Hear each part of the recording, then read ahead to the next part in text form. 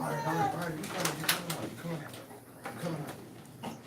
Hush that noise. Hush that. They're doing a show. We gotta be quiet.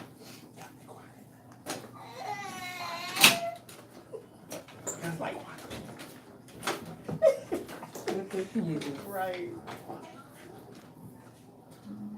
Just waiting for you to. Alright. We're now live. You guys ready to go? Yep. Okay.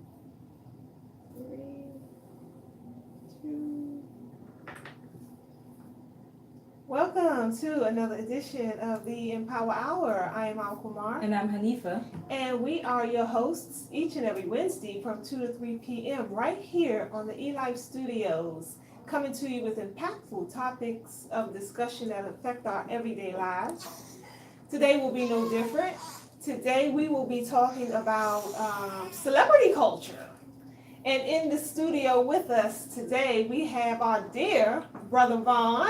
Welcome to the show. Assalamu alaikum, sisters. How you doing? Walaikum assalam, brother. And you are no stranger to the Empower Hour because we've had you on before. And it was an honor and a pleasure then, it's an honor and pleasure now. Yeah, so thank you for coming and helping us with this topic. Yes, ma'am. Yeah, so celebrity culture Yes, ma'am. and all that entails. What comes to mind when you hear that term, celebrity culture, for you? For me, first, in the name of Allah, the Beneficent and Merciful, I bear witness there's no God but Allah, and Muhammad is his messenger. I'd like to greet the audience of Assalamu alaikum.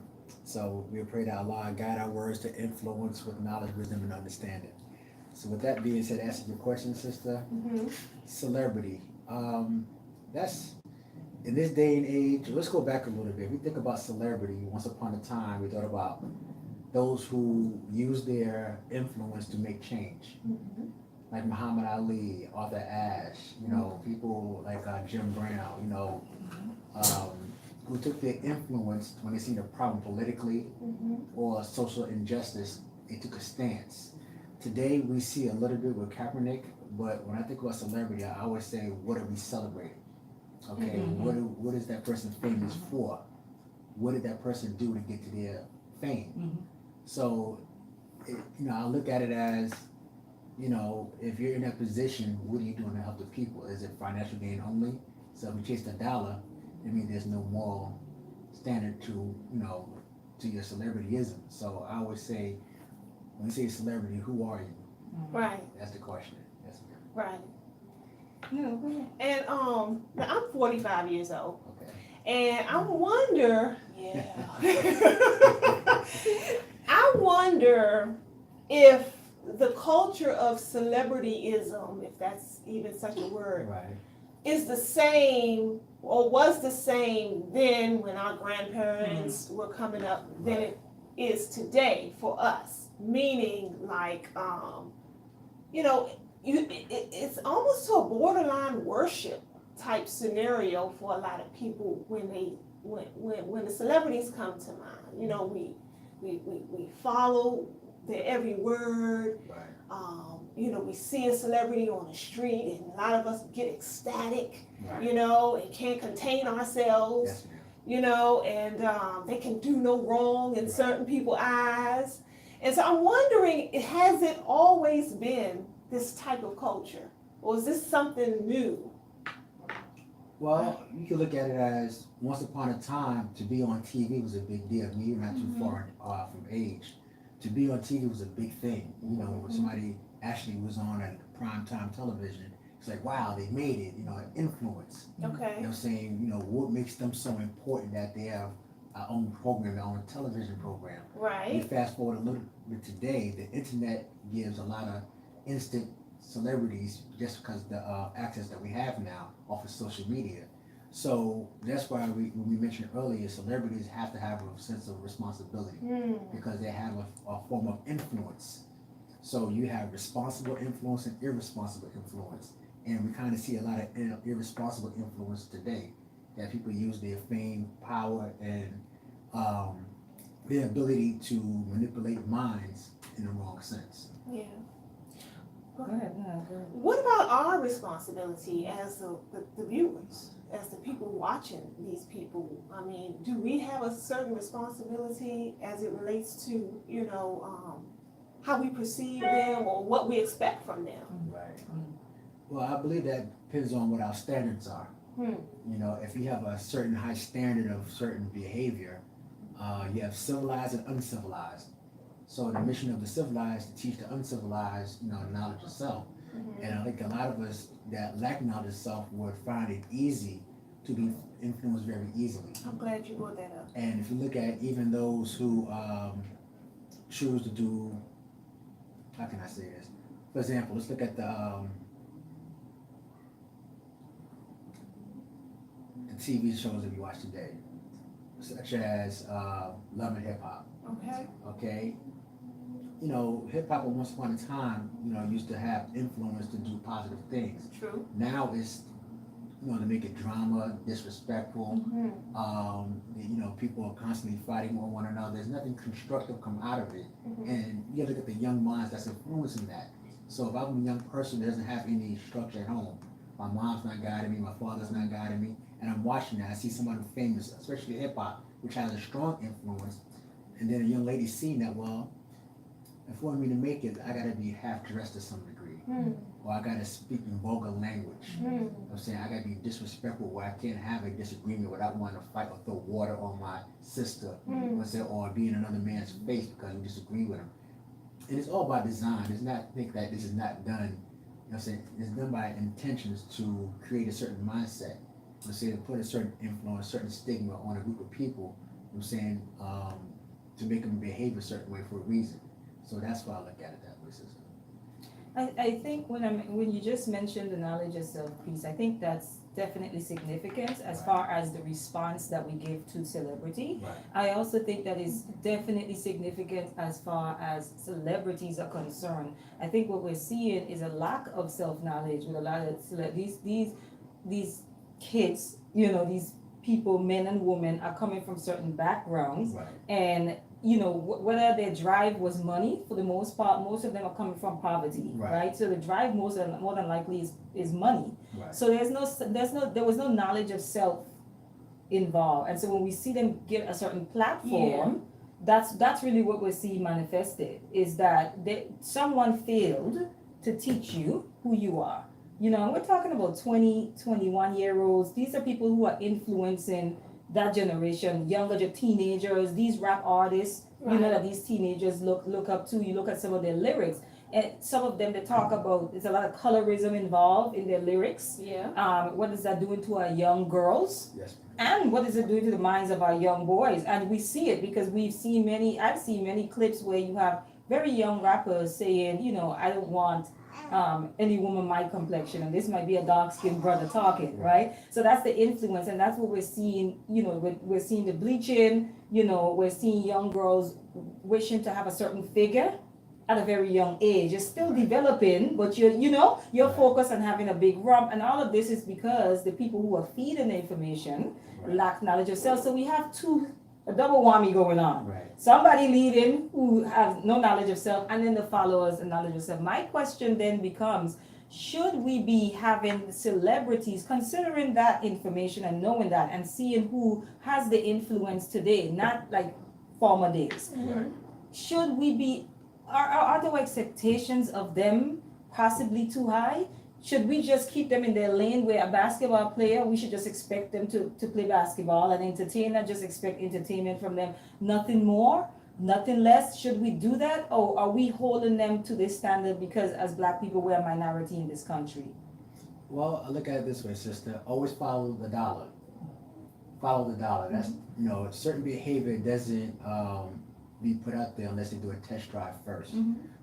Just like when you have television programs, music, what does that influence? We have a private prison population that has to fill jail cells. So you got to feed violence. Guns got to make money, so you have a lot of gun violence. It's not going to stop that. Okay, that you have certain women that they feel a certain way about themselves. So plastic surgery's got to make money. You're saying, so everybody has to make money. Everything is connected. It's connected. So they don't care about moral standards so long as the money's coming. Look at the ratings. I'm saying this is why we have these shows that we have. You say, what person would actually sit there and watch it, but they only go by, hey, the ratings are high. This is what the people want. Right, isn't there, that's what I was gonna say, Right. there are teams of people who are testing these things out, Right. by the way, there's like a test run that has to happen, Right. and they're looking for the response, and what's sad is they get probably above and beyond the response they Right. expected, so it Right. says a lot about our society. Right, even the fashion industry, I'm talking, when Yes. you go down a list of all the people who are involved economically in determinations of what goes on on those television sets, even the fashion industry. Right. You know, that they have a certain look or style that they want to Right. push. You know, they put Yeah, key people, popular people, in these fabrics, and they make a ton of money, but Yes. just by doing that. Well, So, you can look at it also by even on social media. They look at how many followers does this person have. yes, So they look, okay, this person has 1 million people following them. yeah, It's a conversation with those with deep pockets. Okay, you have 1 million followers. We need you to sell this product. yep, So when you give them numbers, especially with somebody who never had that kind of money before, okay, they say, okay, I'll just do it. It's just business. That's how we hide it. It's just business. But they're not looking at the irresponsibility behind it's just business. So where's the moral standards at? People with moral standards would say, no, I can't do that. It's like Muhammad Ali, for example. hmm Okay, there's a moral standard to why he said I would not go to Vietnam. that's right, Because those people never called me a nigger. You know right. what I'm saying? They never beat me or mistreat me. So why would I go fight a war that's unjust? So just imagine if all of us took that stand and Right, say that's unjust to my people. I know if I say my lyrics pertain violence or guns, I'm influencing another young brother. I can't do that. I feel like in this industry, like, just watching what's happening, I think that if you are a black man, black woman raising a son, a daughter, and they have some sort of talent or skill set that you probably feel is going to take them far in life, I think it's imperative that you instill certain things in that child before you send them out into that world yeah, in that capacity, because there are going to be so much temptation when they go into that industry, so many things for them to compromise themselves, right, you know, and you can, like, most people can say whatever they want until they're in that seat, Right. you know, like you said, the numbers come out, you're 20 years old and they're showing you a check for $1 million if you do this. At 20 years old, I mean, think of the mind of a 20-year-old. correct, Right, you're like, what? So there's some temptation there. I think even with the good ones, there's still some temptation. Sometimes Correct. you end up seeing them fall and compromise. I guess for me, it's sort of like, what is it that we need to make sure is happening? I feel like the celebrities that we're talking, not the young ones, but the older ones. Mhm. I feel like it might be a little too late. I'm sorry, it might be a little too late for some of them. Right. But how can we as fans, right? Some of us are fans or followers of these particular people. I think the only thing that I've seen that's been working, black people are realizing their power in numbers, right? And although I don't agree with cancel culture, because I feel like we cancel people too quickly Right. without even doing the full research, Mhm. but Good I point. think we have seen and we have felt black people have made their importance, like their presence known. We Yeah. will not support you because your dollars are coming from us. Right. So therefore we will boycott you. Outside of that, is there a way for us to educate, or the thing is just it's not a level playing field? Like you can't get to a celebrity because both of you guys are not maybe economically on the same level. Like how do we change that to where they start to become a little bit more aware outside of canceling them? Well, Or is that the best way? That's a good question. it's like I said, that power of the dollar. Because when you live in poverty and you want to get out, or you look at a young man, what comes with being famous? The women, Yeah. the cars, the house. He's thinking on the mindset of a beast. Mm. Okay, and the beast is teaching you, hey, I'm gonna give you this amount of dollars. You know what I'm saying? And then all you have to do is stay in your lane. But once that person that they thought they had control of starts getting knowledge of self, now there's a problem. So they dig now into his past and saying, find out, okay, what did he do? Because he's starting to wake up the masses. See, every time you start waking up the masses, there's an issue. Yes. They don't have a problem with you calling the female out of her name Right. or calling your brother out of his name. They have no problem with that. Walking around, pants sagging, what I'm saying, being inappropriate, any kind of, they don't mind that. Mhm. But once you come, you have those kind of following, now it's a problem because you're speaking truth. Truth is detrimental to a civilization that's causing havoc. So you can't have that. That's why they want to have control. They keep you occupied with the women and Yeah. the foolishness. Mhm. Drugs. And the drugs, I'm Mhm. saying, manipulating the mind, the chemicals in the foods. Mhm. All those things play a part to keep ignorance in front of you, but while those behind closed doors are doing the destruction And profiting. and profiting because they got the people in limbo. Yeah, because I'm wondering how much of the technology Right. do our celebrities, are our celebrities really aware of? And these young folks Hanifa just described, are they aware that they're being manipulated? Are they aware that there's some puppets behind the scenes kind of pulling the strings and having where you look up and now all of a sudden 9 out of every 10 black male celebrity has worn a dress in a movie? Right. You know what I'm saying? Are they aware that they are actually being manipulated to do these things? Or does it just become one day you look up and like, wow, you look back and like, wow, I was being played the whole time? What do you Well, think? I'll put it this way, dear sister. This is why they have a problem when certain artists speak with the Honorable Minister Louis Farrakhan. Mhm. Because he's a straight shooter and he explains to him the manipulation.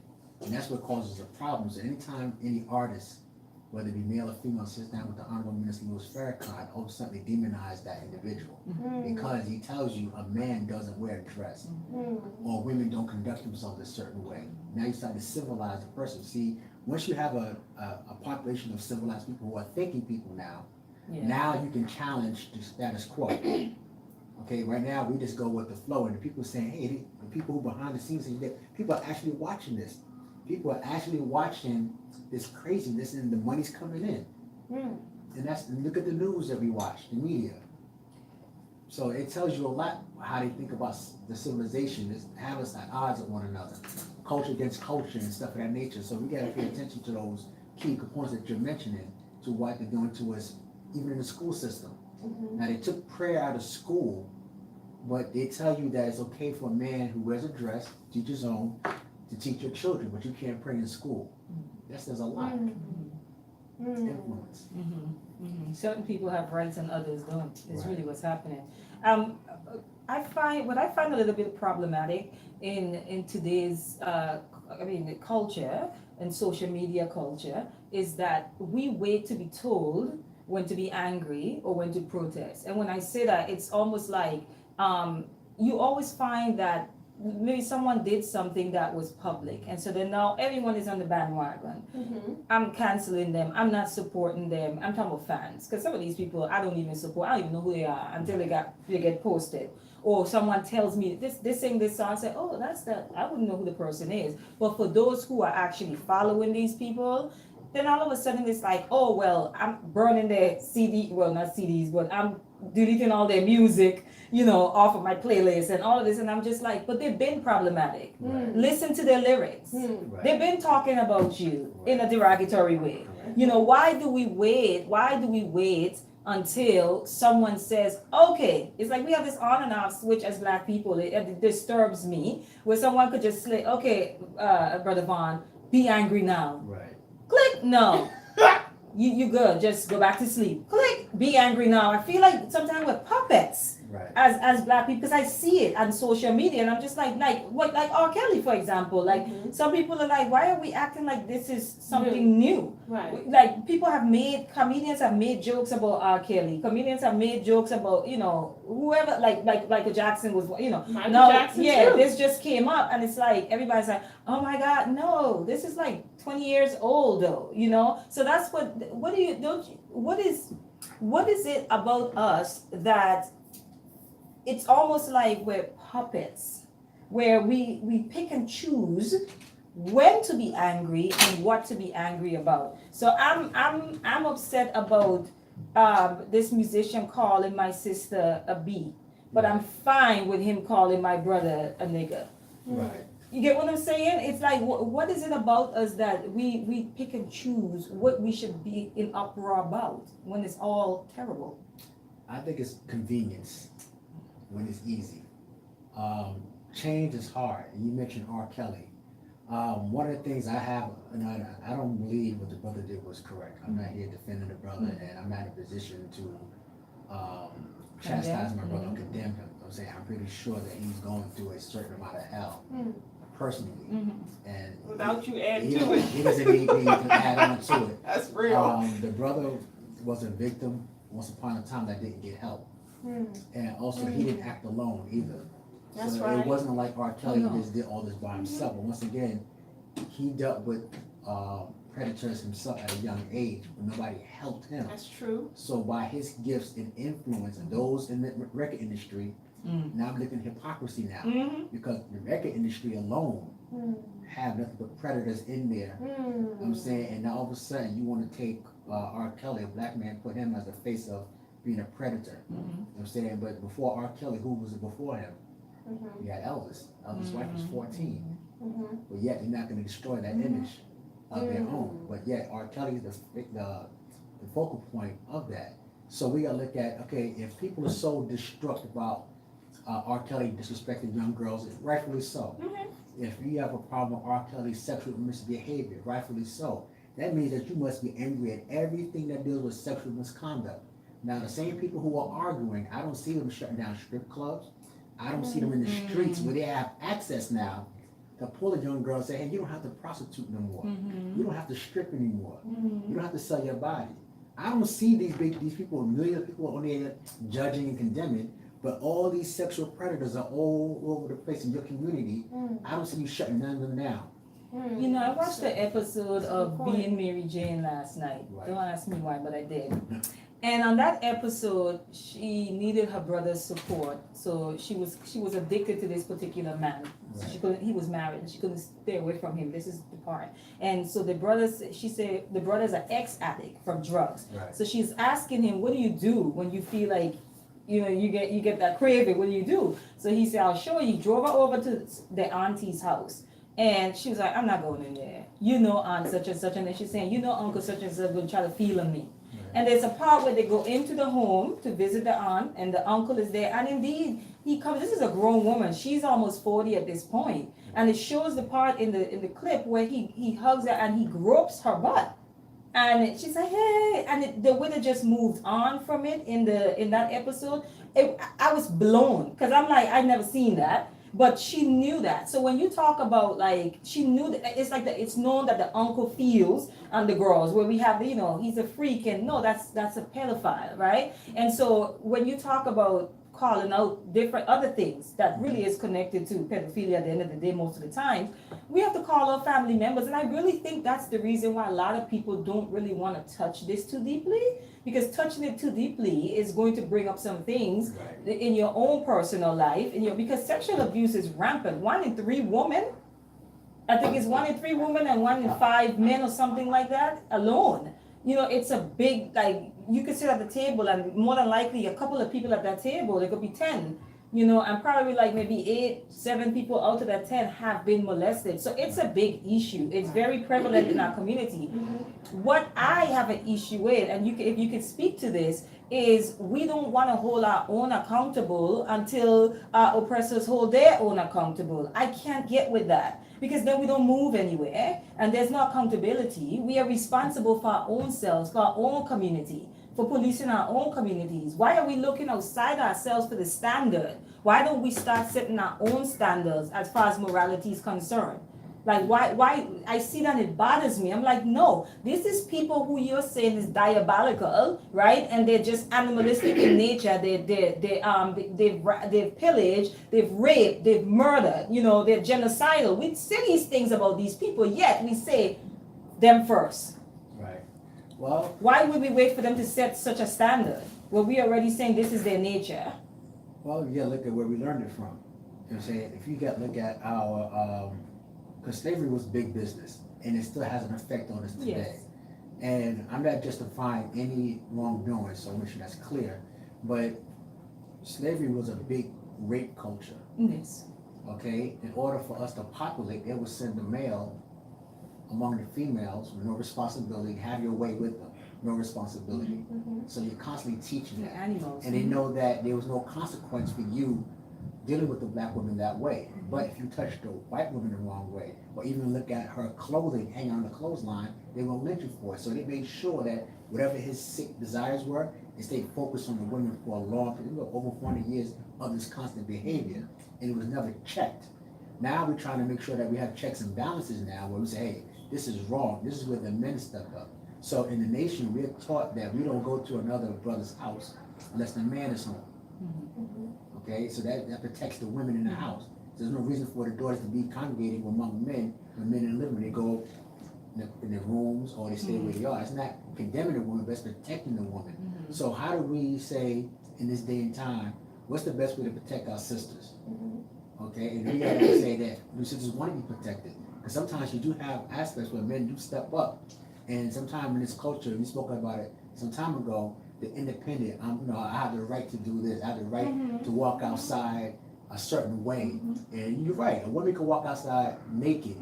No man has the right to disrespect her, nor touch her, but you're feeding into a certain culture and nature. You know what I'm saying? And I want to make sure it's clear to the audience, I'm not justifying any man disrespecting a woman because she's wearing a certain outfit. Right. But in the same token, you gotta look at what we're dealing with today. They feed sex all the time. Every time you turn around, you go to the supermarket, there's sexual conduct on the magazine, television. Everything's a sexual explicit. Even the cartoons now, heavily sexually explicit. So what do you expect from a society, What do you expect from society when you constantly pushing sex among the population, and then yet when they do act on it, Right. I got you. Right. Now it's your fault. You shouldn't have done that. But you're pushing it. Even your boys in school. I was a young boy in school. Okay? There was always that one kid back in the day that always got access to his father's Porn collection, his Playboy. You don't know better. You know what I'm saying? You just see flesh. And they teaching. And nobody's correcting it. It's wrong. Now, once upon a time, there were some standards where they used to have Hustler or Playboy in the comic books. But they used to have it in the section where the man in the store said, you guys can't go back there. You can't cross this line. Right. For a reason. Right. Now it's out in the open and nobody cares. Nobody cares. Nobody speaks upon it because it's not looked favorable to speak upon those wrongs that you're talking about. So it can be fixed, but the want has to be there. There has to be a certain standard there. And once the standards start coming up a little higher, I believe that you can start seeing sexual misconduct come down where if an artist speaks about calling a female B or she's doing something sexually incorrect, nobody's supporting it. Now, once the money stops coming in, they said we can't stop promoting that anymore because nobody's paying attention to it. Nobody's buying into it anymore. And like I said, you get in a certain mindset. So a lot of things are learned behavior. And I think once we start breaking that cycle of learned behavior, I think you can start seeing the results that you're looking for. But do we do that, and going back to Hanifa's question, do we do that by pointing other people's faults out though? Or do we focus on our own mess and clean our own house up? Because if I'm hearing Hanifa right, she's saying that, we have let's go back to the R. Kelly, for example. When the R. Kelly thing broke, there was a large portion of our community saying, well, what about Elvis? Or well, what about Harvey Weinstein? Right. So it's like, does that matter in the grand scheme of things? No. Because R. Kelly has an issue, we should now point out Harvey Weinstein's issue as well? Or do we focus in-house and get our own house in order? But the want has to be there. This just for my sake. The want has to be there to clean our own house. It's like you have a junky house. You want it clean. Nobody can do it but yourself. Right. You know what I'm saying? So, yeah, we can blame others, but once again, the justice system is not designed for us. So what's going to happen to us has nothing to do with anybody else. So let's be clear with that. But I do agree. We do have a responsibility. We should have more men step up. If you bring something to my attention, me, my niece, or my daughter, I should take that very seriously. The men in the family collectively should come and say, hey, let's make sure that, we don't let this happen. We take our own justice. We don't wait for a system to fix our problem. Right. So even in the nation, our sisters, we are taught to kill for our women. So that gives them a certain protection because they know that, okay, if I mess with this sister here, she's from the nation, there's a lot of brothers coming our way, a lot of men, because we are taught that. But we should have that same value whether you're in the nation or not, which we do, because you're my sisters. So if I see anything going on with you as a man, your brother, then I step into that and say, hey, what can we do to make sure that this doesn't happen again and we address it properly? Right, So the men have to be part of the solution as well, yeah, big time, yeah, if they want to fix it. Because the Yeah. best way to check a man is with another man, and we should be doing that. And I think, I feel like a lot of people shy away from the conversations, and some of the conversations that I've seen happen on social media has really, really vexed my entire soul. You know, and it act to the point where I had to really reel myself back from it, because it will put you in a space where you start to lose respect for brothers that you have respect for. When you see their rhetoric and their conversation around rape, and you're like, ooh, brother, you cannot really be thinking that way. And I mean good brothers, people who are good fathers, people who have daughters, people who are respectful, and then you have the conversation around rape culture and women, and it's just amazing. But I find that that's why it's important to have the conversations, because I don't think that these good brothers that I'm talking about are deliberately like doing this. I think that's just really, because we're just complex beings. I just really think that's the thought process that they've been fed yeah. from really young and socialized into from really young that we're seeing. It doesn't mean that they're bad people. Trust me, it took me a while to process this. It doesn't mean that they're bad people. Yes, ma'am. It's just that they're ignorant when it comes to protectors who have taught them. Right. You know what protection of a woman was protecting their mother. Right. Right, for some of them, protecting her from her abusive boyfriend, like their protection of a woman looks a little bit differently, right? But I think what you're saying with the participation of the men, I think that these conversations kind of push us in that direction. They're difficult, but at least we have the brothers participating in the conversations, so we can have them. So even when we're having these conversations, we have to be very careful in how we talk about rape culture, because not only is it triggering for women, there are a lot of brothers who have been abused themselves and have never said it, and it's triggering for them. And some of them are really like trying to, they're doing the blame thing because they're trying to keep the light off of themselves, because God forbid that part of my life ever get exposed. To them it feels like it's emasculated. So I feel like what you just mentioned as far as the brothers, I think we're going in that direction, and I like it. But we also gotta know that it's going to be painful and it's going to be tough. It's a process. And we gotta be patient with each other in the Yeah. conversations, right? Yes. Yeah. But what I wanted to talk about as well, do you think that, I don't think any of us has the right to sit on any seat and judge, but do you think that a lot of these celebrities, the type of lifestyle that they're living, and we just mentioned R. Kelly and now the Michael Jackson thing, the Bill Cosby piece that came up, are we having a difficult time holding these people to accountable simply because of their celebrity status, or is there a bigger issue in our community? Well, we have to look at it this way too, dear sister. Now, if you're a young person, you talk about young people who make money, influence, and you got millions of beautiful women throwing themselves at you all the time. You know, in the young man's mindset, I said they don't require me to do anything to get sexual pleasure from these groupies that are throwing themselves constantly at me. But when you get that one that says no, you know who I am? Now arrogance comes into place. Because so many, you get thousands of women throwing themselves at you, but one with more stigma about herself says, no, I don't do that. Now he's pressing. Regardless of who you are. Right, about who you are. Now he's pressing her now. She's saying no, now he's pressing her because now you're dealing with ego and pride now. So you're being taught them saying certain things for so long that when you actually come across somebody like that, this is where you find young people, especially young men, getting in trouble, and now you're putting hands on. And by right, you don't have the right to touch anyone, but she has the right to say no or say, hey, this brother just violated me. Once you touch somebody without their permission, you violated them. So young men have to be responsible, like we mentioned earlier, about that. Yes, and so does young women. Yeah. So this is where some of the men that you might be mentioning saying, well, what about the women who are being loose with themselves? You got two wrongs right there. So you got one woman here doing irresponsible with the nature of their body, and then you got one male taking advantage of it so much. And they give it to me. That's the mindset we have if you read on social media. Well, they're giving it up. Why not act on it? Where does that come from, though? That we have to, I feel like I have to deliberately say to my son, I don't care what a woman has on. It's like I have to deliberately have this conversation with my son, right? Right. In the culture that we're living in right now. Right. Where does that come from that our men, who are not little boys anymore, our men are, well, that's up for debate, but I'm just, some of them, but I'm just saying like our men can look at a woman and you use the word loose, so she's dressing loosely or carrying herself a And it certain doesn't way. justify anything. No, I know, and you made that very clear, but where does that come from that a man can look and say, oh, she have on short shorts in this 95-degree weather, she want me to A, B, C, D. Where does that come from? Like, without consent, where does that come from? Is it something that in our society to where we're indoctrinating our boys a certain way, that they're growing up to be these type of men?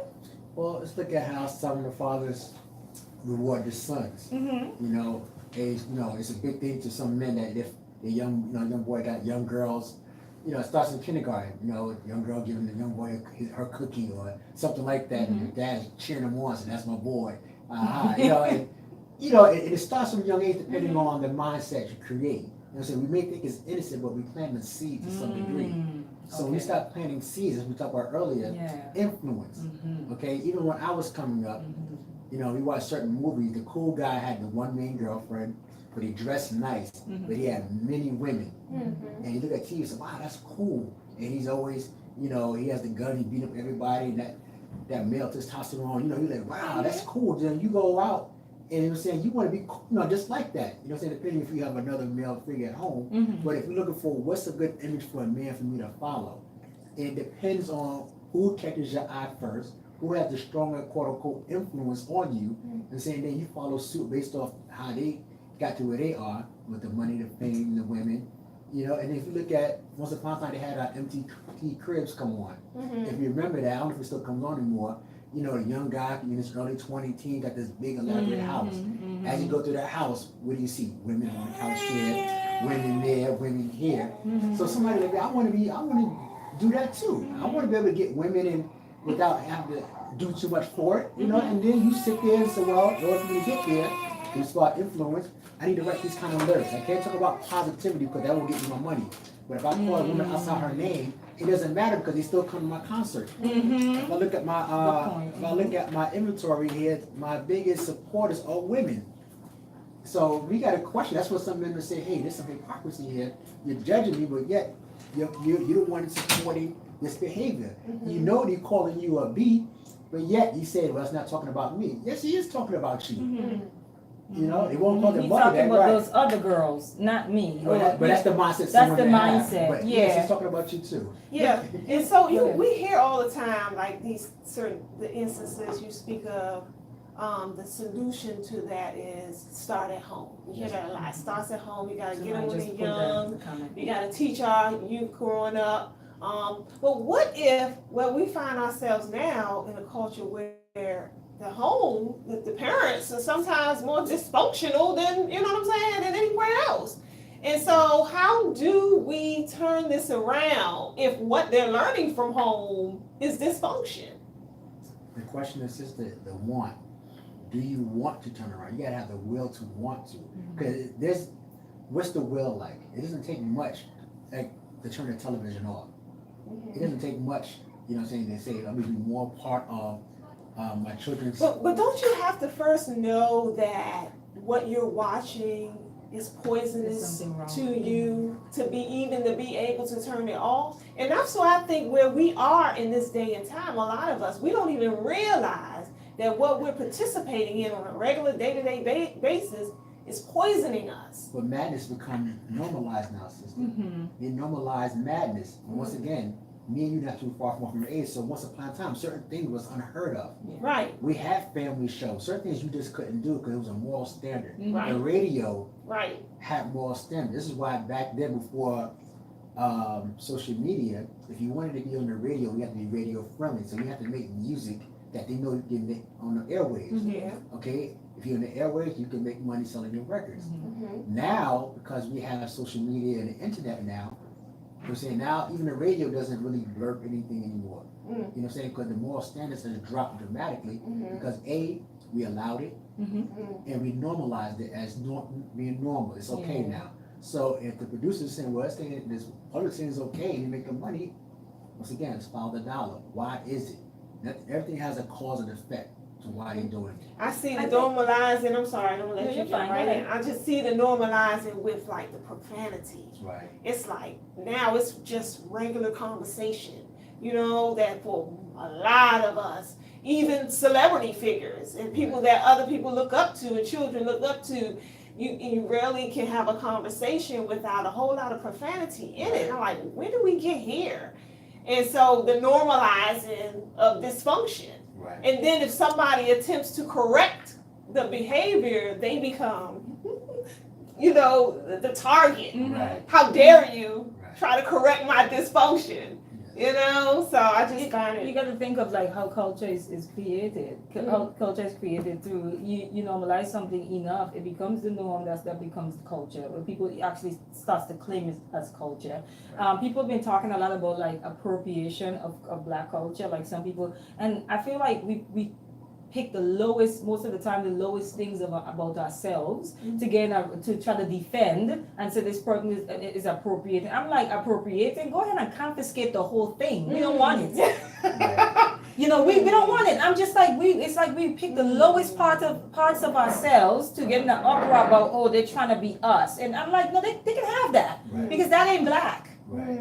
You know what I mean? Like, why do we pick the lowest things? And I get it, because you look at what black is the word black alone Right. is affiliated with, you know, it's not negative, it's not anything positive. But what I wanted to speak to was the household. Going back to the household, Alkama, I feel like most of us as human beings, you know, as flawed as we are, we tend to have a lot of like this ambiguous sometimes nature in us where we call it hypocrisy sometimes. Right. I don't really like to call it that. However, I'll see it in myself, and I have to check it sometimes. And I set up what I'm getting to is that, like, as parents, because now we have to parent these kids.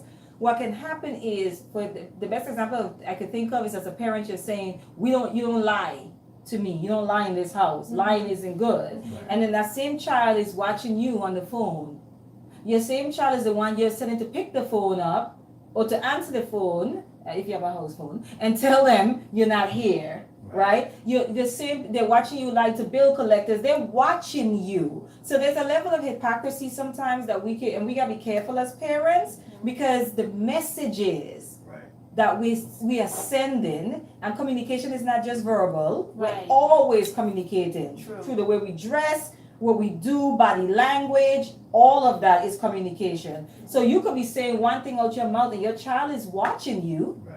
and they're receiving that same message. Well, it's okay to lie, because here's the adult that I look up to, that is God in my mind, and they're lying with ease. So what should stop me from lying? So when I think that it does go back to the home, but don't you think? And I saw this with the whole Kelly scandal thing. A lot of people were saying these children's parents sold them to R. Kelly, and they should be held accountable. Oh, that's the parents' fault.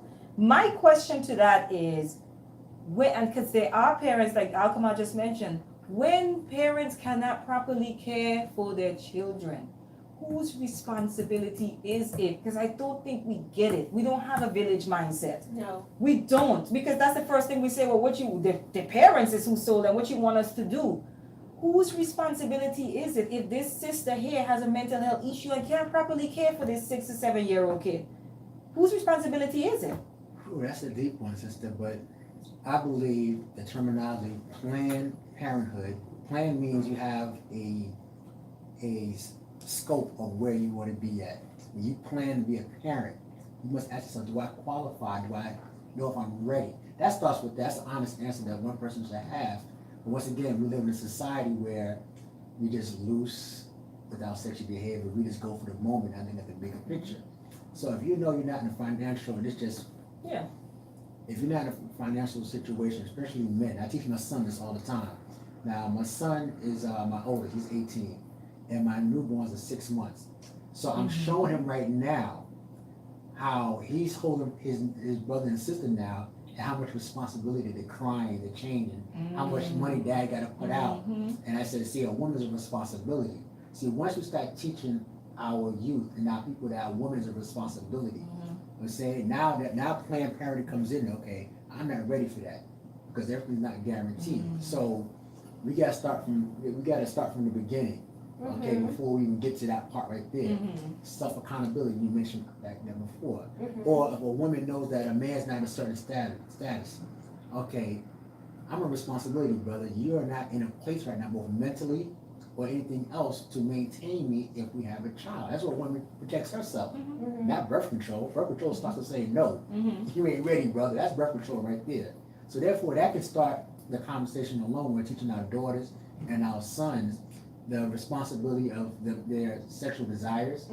We're saying not at the school teaching about sex.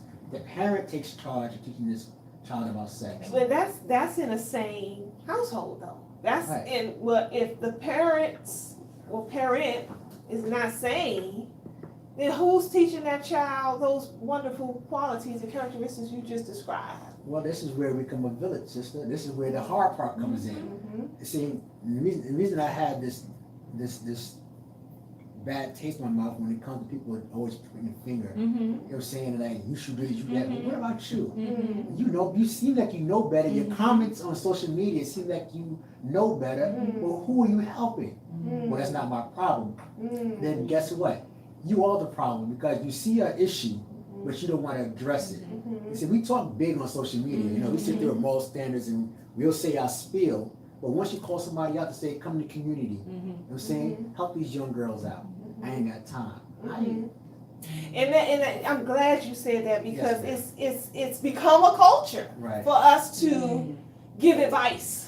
You know, You you ask them, we will give advice to what should be done. Right. But it's like, okay, well, clearly you know what needs to be done, clearly, because you're giving the advice. Right. But what are you going to do yourself to help this situation get better? And we don't, and I think that's a big issue, is why our situations collectively, community-wise, go from bad to worse. Right. We find ourselves like the children, for example, we're losing them in a lot of ways. And that's because, and they can be, and this issue can be fixed. It can be fixed if enough of us would, instead of just giving the advice, say, you know what, let me put my shoes on and go down to the Boys and Girls Club or go next door because I know the lady having issues, and you know what I'm saying, or take on a mentor or two, a mentee or two. Right. You know what I'm saying? And we don't. We do not do that. Well, let's look at the PTA Adopt. school system. Let's look at the PTA, Parent Teacher, Association in our schools. Hey. How many parents are actually taking part in the education development of their child, and they literally treat the school as a daycare? Yeah. That shows right there, because right now, when I drive to work, sometimes I'm like, why is that young girl in uniform, the skirt's so high?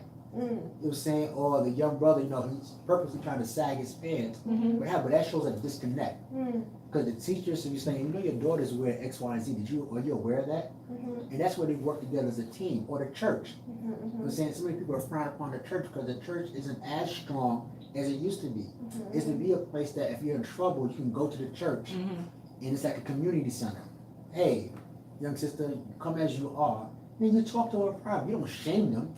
Yeah. And this is where a lot of young people have a disconnect because they want to get their advice, but as adults, we do too much of this. We point, not knowing that we were once their age and they're looking for guidance. Right. So if you're the person that knows better, and if you're on social media, you see me on this, if you know better, step up. You got to stop with this, social media pulpit speaking of, I know better, like you just said, or, if the parents do this, if the father did that. Well, if you're a man, period. That's your son, that's your nephew. That's your little brother. If you're a woman, that's my daughter, that's my niece, that's my sister. My neighbor. My neighbor. Yeah. Step up. That's why sometimes we gotta close deaf ears to those who just run their mouth to some degree now. I think the parenting piece, at least for me, I feel like whatever blueprint we have Yes, ma'am. for parenting, we just need to burn it and start from scratch.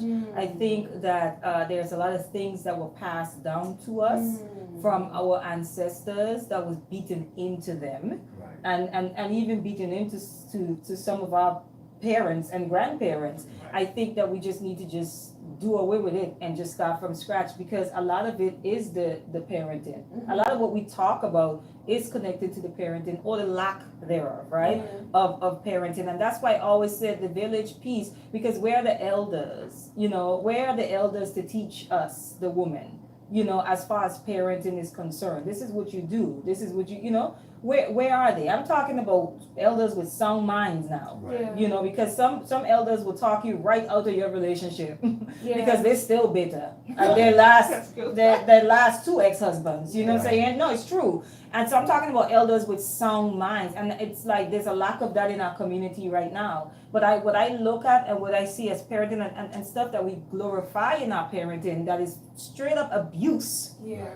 It's abuse, Yeah. glorified abuse, Yeah. period. And the way here I was driving, thinking about how, as Black people, we just think that we are the best. What do you call it?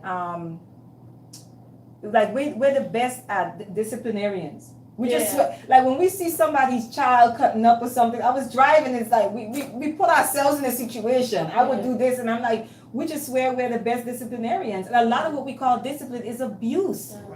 It's glorified abuse. And so for me, even thinking about that, we have a violent way in which we raise our children. Yeah. You know what I mean? Yeah. And that's why I'm, you know me and how I feel about that. But I'm just like, okay, so you beat your child when they were growing up, and these are the tormentors in our community today. So your whooping didn't really do much. So I feel like parenting, it goes back to that. We need to really put that under a microscope, and shamelessly, and not be afraid, because yes, that means we're gonna have to talk about the Black woman.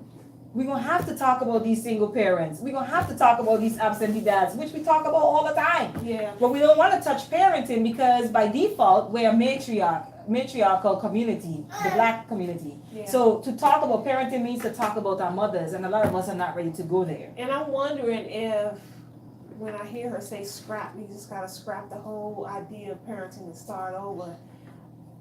Do we do that how do we do that in a society Well, such as this? the society, we look at where we're living in. We're living in Babylon. We're living in a hell system. We got people who are been breaking up the family since the foundation of the country. So family structures have always been struggling as far as our people's concerned, Okay. separating of the family. So we are very damaged people. And I'm just saying, and people don't want to address that. Okay, let's start from the root. Now once upon a time, we had stronger marriages. It was saying when we knew that our unification was key to our survival. Now that we got a little comfortable, make a little bit more money, we got these so-called degrees now, all of a sudden our standards is like, well, I got a degree, you're beneath me. Or I'm making X amount of dollars now, you're beneath me. As in, how dare you ask me for my phone number? We in that stage now. Now you have this disconnect, and the enemy knows that. Our conversation right now is what they don't want. I'm saying this dialogue, to create thought, to fix a problem, to address a problem, what's wrong, to know the value of a woman. I think if we teach the women themselves what's your value, because women are coming to power now, and they see that. And the beautiful thing about the women that's speaking with influence, they conduct themselves a certain way. They talk with intellect. They're rocking the boat, big time. And it's talking with such influence that any man that wants to be with them has to come correctly. Because okay, for me to get this kind of woman, my standards got to stand up as far as being responsible, the things that I say. I just can't do anything I want. I'm saying that's why sometimes people say, well, depending on my self-esteem, I'll deal with this. I'll just tolerate this. But once again, once your standards are high, then you start seeing different qualities that we're looking for. That's right. Especially in the community, Right. the women. Right. And once we start elevating the woman, it's like the Honorable Elijah Muhammad said, no nation can rise above the condition of his woman. So women have high standards, and they say no to this. We're not buying these kind of music. We're not having this kind of program. Just imagine if the Me Too movement said, well, we're going after the television programs that disrespect women. Now, I guarantee you that Me Too movement might have little challenges on their hand, because now you're going after the dollar now. See, it's easy to go after individuals because that's not going to affect their dollar. Bill Cosby, that was something intentional. That was driven. Michael Jackson, that's driven. He's dead, but he's still driving at that. Who's pushing this? Who's the puppet master behind this? Mhm. So you And don't why? think, and Yeah. why? Mhm. Those guys say why. Mhm. You know what I'm saying? Michael Jackson has been dead over 10 years, and he's still pushing allegations on this man. And some of us, with no proof, believe the very media that's been destroying us for hundreds The of very years. media. The very media, but yet they say something about our people. It must be true because they said it enough times. Or even put our own people against each other. Yeah. Even when R. Kelly had the interview with Sister Gail, that was atrocious. You know, say that was your brother. Hey, brother, this not a good look.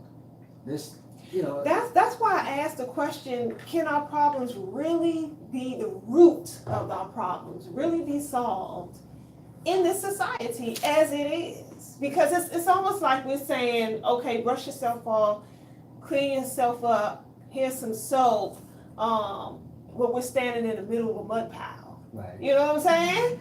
Maybe it goes back to you, because I know you stand firm on, you believe that we need separation.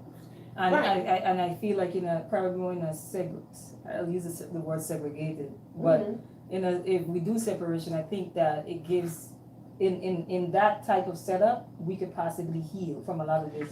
But without that, I don't know how. That's what I'm likely that wondering. is. And I Yeah. understand separation starts in the mind. Right. I get that. I'm not so radical that I think we should all just grab our bags and start walking. You know what I'm saying? No, I get that that's just unrealistic. And I know separation begins here first. Yes, You gotta first start realizing that. You gotta separate yourself from this madness. You know what I'm saying? In the mind first. But realistically speaking, once you do that, even once you do that, and after you do that, and you start doing for self and all the other necessary things, Right. then what? I mean, because you can't be an island within yourself if you're part of a community. But we've done that before. Let's look at the blueprint. Mhm. Okay, Black Wall Street, which my brother Troy X is going to be doing that segment. But let's look at Black Wall Street, for example. We had one of the wealthiest communities during the Great Depression, not too long before 1865, when slavery was abolished, allegedly. You know, so guess what? We didn't have no student loans. We didn't have no degrees. We were mathematicians and scientists, and this is why we built this country, because we built it, so we knew how to deal with the money, finances. And they wanted to know how did former slaves during the Great Depression, money still turn around in the community. We can do it. We have plenty of communities that have done so. We're saying we did, to value each other, say we're going to build a community and know about business and stuff of that nature. So we did separate.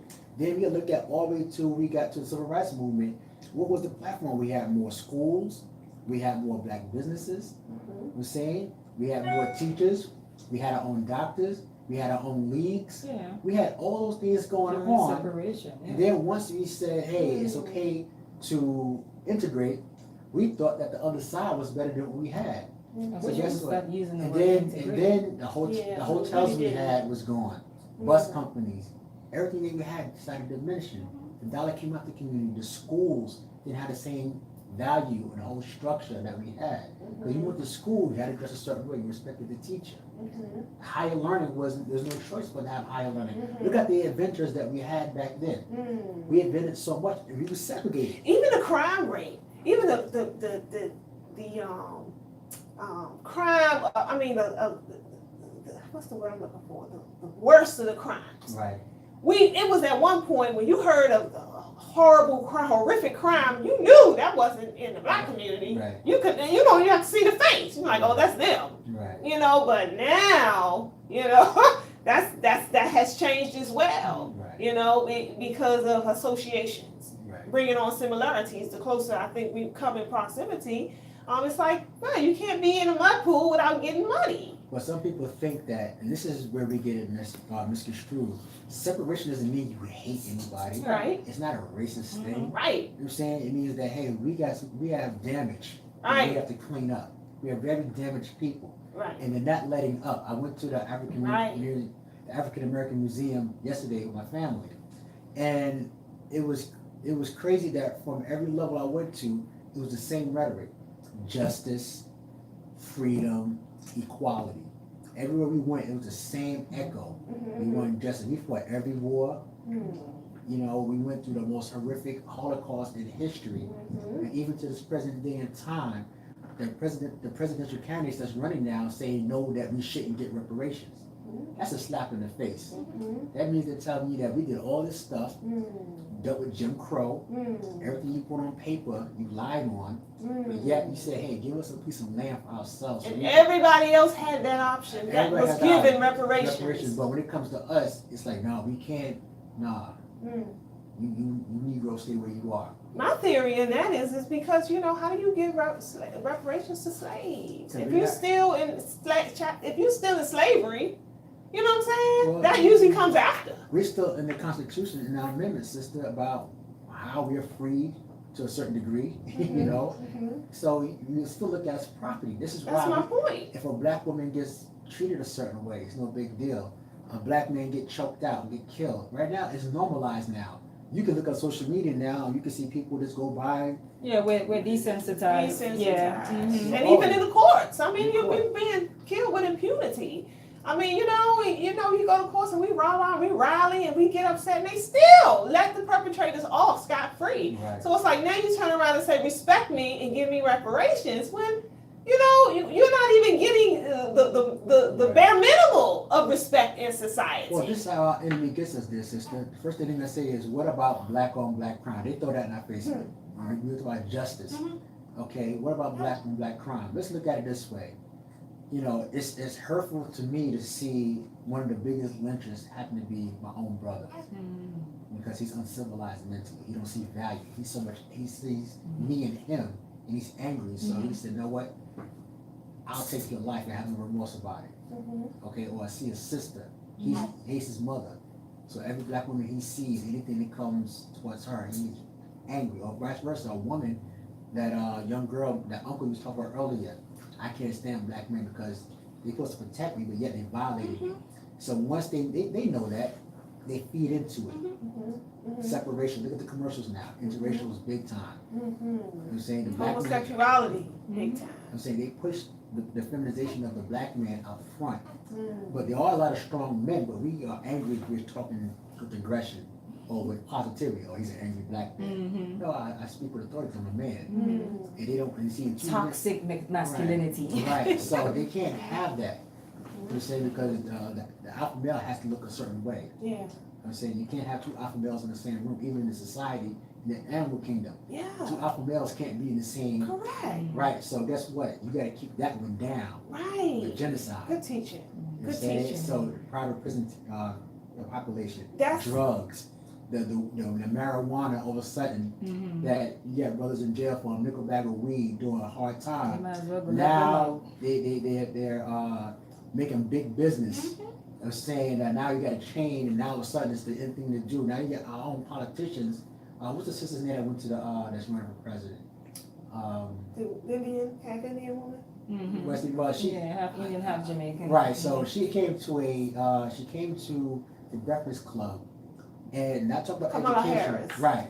She didn't talk about education or improving the community. She's talking about legalizing marijuana. Like that's all we wanted. That's an insult. Sometimes we gotta listen to these That's things. what I'm saying. We pick the lowest of ourselves to label black. Because she think that that's black culture. She think that this is how I'm going to win over my black, the black demographic. All of them do this. Well, we spoke Obama did it. right. All of them Well, do we it. spoke about influence a little Yeah, earlier about what influence and who controls the strings. Okay, she can't go in there and say, "Well, black man, I want you to stand up." Good teaching. Right, because guess what? The people that control her. You see what Now I'm saying? she's off the platform altogether. Now, If she I starts guarantee changing you, her rhetoric. they like the sister, our Muslim sister who speaks very strongly. She never disrespected any Jewish people. Yeah. She just disagreed with the things that Israel is doing. Good point. It's just a disagreement. Good But point. look how they're coming after with Good venom. point. She's telling a grown woman to apologize for something that she did not do offensively. Good point. All she did was spoke the truth. Spoke the truth. That's Mhm. how powerful the truth is. But Yeah. they'll condemn you for speaking truth. Yeah. And that's Yeah. unfortunate. So we're saying, where's the equality in speech? It was saying where somebody can have a disagreement without There's being. no such thing. Well, Right. that's what creates fear. Right. So all those things that we're talking about, there's a fear factor to that. They say, well, if I stay as savage, they won't bother me. If I Yes. stop waking people up, it hurt my money, and it hurt my family. Now they're coming after my past. You see what I'm saying? You're dealing with straight beast. And that's what I think a lot of us don't, in the mainstream, Right. don't really get. They really believe that we can forge our way to this point of equality. Right, You know, that we're going to stand side by side with the beast right. and rule this nation. When But two lions don't rule the same tribe, We need they to- will we need fight to- to the death. Right. We need Every to go back time. and evaluate, redefine And what- equality, because equality, what has become equality for us, and especially talking about rape culture and celebrity, is almost like equality for a lot of us is being able to get away with the same nastiness and stupidity and lawlessness that white people get away with. Yeah. That's almost what we think equality is. Oh, when they're held accountable, we're gonna hold ourselves accountable. And I'm just like, no, that's Yeah. not what equality is. Right. And when you look around the world in other nations, ruling nations, where else can we look to as an example of two cultures or two races of people in the same society ruling together? Mm. Is there one? So we're gonna defy the laws of nature here in America. This whole melting pot is gonna one day just be beautiful for all of us. If you look at in the back of the final call, it says that what is the Muslim pro, what do we want? We want justice, freedom, and equality for all, no matter race, creed, or color. So having justice for all is universal. I strongly believe that everybody deserves justice. Yes. Because when you have a place that people can have justice, then you have a strong civilization. People can live among each other. Where if I do something wrong to you, whether you're white, black, or whatever, then the same equal justice will come down to me if I wrong you. But when you have an uneven playing field, Mm-hmm. Yeah. then you have a sense of arrogance now. I have a strong chance of getting away with it because I hate you anyway. Mm-hmm. You see what I'm saying? So if you look at the pattern, and it's still going on, we see it on social media. Some get caught, depending on who the judge is, depending on who the jury is. It all depends. But we're talking about influence, and we want to get back to the point that you made before about being famous. The question we have to ask people: what are you famous for? And have them explain it. Sometimes we ask a person, what are you famous for? Like, what do you do for a living? You gotta explain what do you do. It requires thought. So if a young brother says, oh, I'm famous for being a rapper. Hey, what do you rap about? Now he has to think about his lyrical content. And anybody by nature, they'll say, damn, what do I rap about? What do I talk about? Or sister, what do you sing about? Damn. You know, and you have to think about that. You know, there's like Sister Cardi B, for example. She had a video out, and it says to be about social media. You get to see all these things where she brought her previous lifestyle. Now is more out in the front now. You got Yes, sisters, you know what I'm yes. saying? And now they're saying that, hey, Maybe in order the for you to stripping, make this yeah. kind of money, Yeah. Cardi B made it. Mhm. You know what I'm saying? And I'm happy with sister made it, but once again, cause and effect. What's the purpose for you putting you out in front like that? What are you portraying? Now I'm pretty sure she has some great, she's kind of conscious to some degree, because she speaks about some strong topics and she's just very vocal about it. She's not a stupid woman at all. Right. She's very None of them intelligent. are. None of them are. Mhm. But once again, they playing this game because they say, hey, it signs checks. It provides for my family. Right. I'm saying, so you look at that paradigm, you say, okay, if you're maintaining it, I ain't gonna jeopardize it because I know that my people don't stick together. So you get that mindset. Well, if I come this way, they're coming after me hard. But they gave you examples of very powerful men. Bill Cosby was very powerful. Yes. And had a lot of money. Mhm. And they showed who had power. They destroyed that man. And mentioned everything. That's right. Minus all the schools he gave millions to keep going. And all the things that he taught in his programs. They dismissed that altogether, all because of something that was going on in that culture of hypocrisy of Hollywood in the industry. They do drugs all the time. They know that. They got a casting couch. You know what that is. And all of a sudden, this man was saying his guilty is infidelity. That's what he's guilty of. I'm not justifying anything he did, wrong. Hey, sometimes we put ourselves in bad predicaments. But once again, this devil knows what you're doing. So once you get out of line, I got you. There you go. Expose him. I control the media anyway. Expose him now. All his wrongs, expose him. All her wrongs, expose him. And keep ours in the dark. Yes, ma'am. Wow. I believe we've run out of Yeah. time. This is wow, and we can go on and on and on and on a topic such as this. Thank you so much Thank for, you, for sisters. coming and joining us Yes. here on the It's a Empower pleasure, Hour. always. Yes, Yes, ma'am. we do this, family, each and every Wednesday from 2 to 3 p.m. Right here on the eLife Studios network. You can find us on Facebook under the Empower Hour Talk Show. You can find all our uploaded episodes under YouTube under Miss Free the People. That's spelled with an MS. Free the People. Definitely subscribe to us there. We're looking to get our numbers up. And we changed the theme up. We changed the topic up each and every week. So you never know what's in store until you tune in. So we hope that you will tune in again and share this platform with others. Tell them how they can find more, get more information about you and your platform. as Well, if you're on Facebook, first and foremost, thank you, dear sisters, for this conversation. Mhm. We pray that it can get enlightened, healthy conversation, that nobody's getting caught in their feelings Yes. and don't get controversial, because this is a touchy subject. So Yeah.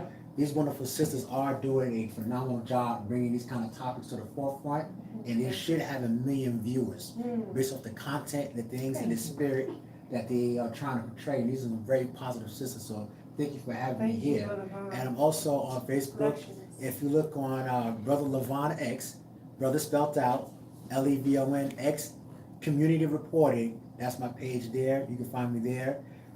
Leave a comment on our sister's page and see what we can do productively. We're looking for positive comments, please, for us to grow. We can learn off of one another. So Yes, thank sir. you, dear sisters. Thank you. All right, family. Until next time, take care of each other out there. Peace. Assalamu alaikum.